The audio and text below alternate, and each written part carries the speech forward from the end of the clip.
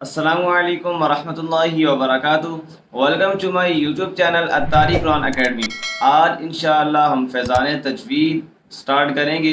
تجوید کی بہت ہی پیاری کتاب ہے اور اس کے اندر بیسک ٹو ایڈوانس تجوید کے جو رولز ہیں وہ بیان ہوئے ہیں۔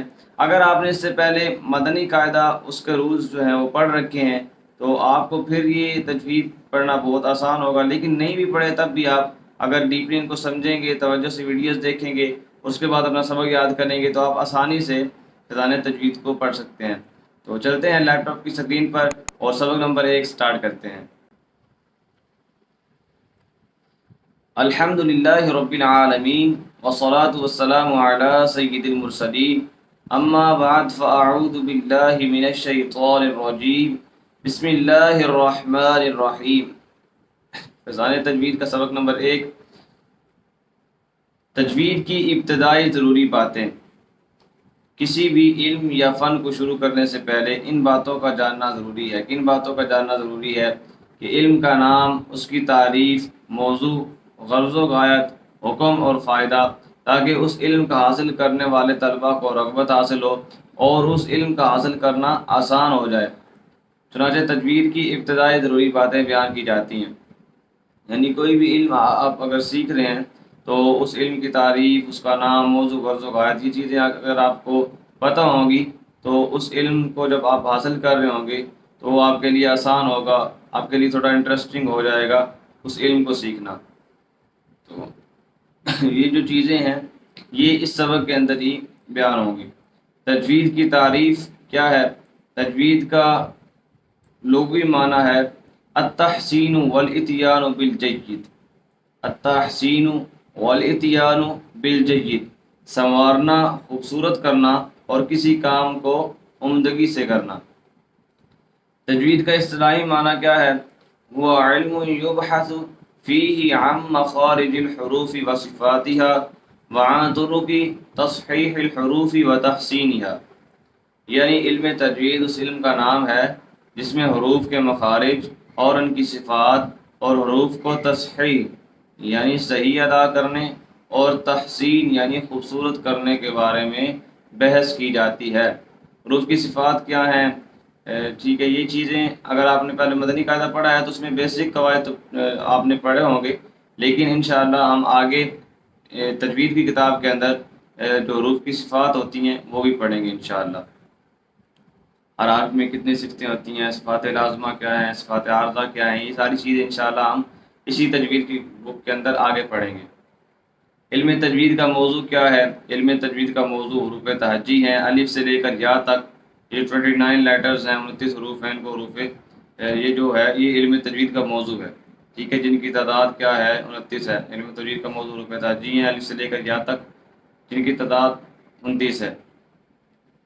اچھا، آگے ہے علم تجوید کی غرض و غایت کیا ہے؟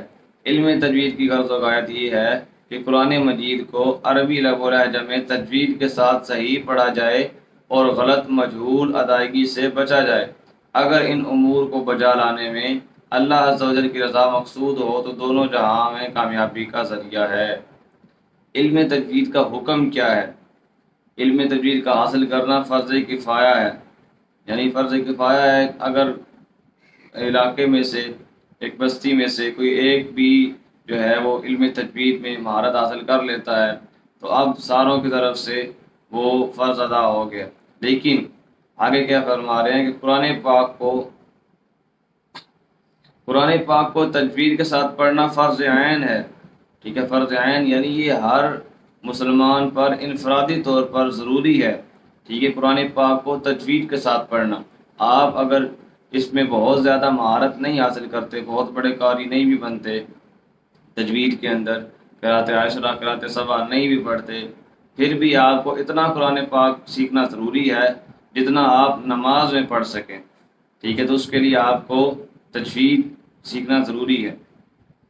حضرت علامہ ملا علی قاری علیہ رحمۃ اللہ الباری فرماتے ہیں ثم هذا العلم لا خلاف فی انہ فرض عین والعمل به فرض عین، یعنی اس علم کا حاصل کرنا بلا اختلاف فرض کفایہ ہے، یعنی جتنے بھی مسلک ہیں ساروں کے نزدیک اس علم کا حاصل کرنا، کس علم کا؟ علم تجوید کا، علم تجوید کا حاصل کرنا فرض کفایہ ہے، اور اس کے مطابق عمل کرنا یعنی تجوید کے ساتھ پڑھنا یہ فرض عین ہے تمام مسالک کے نزدیک۔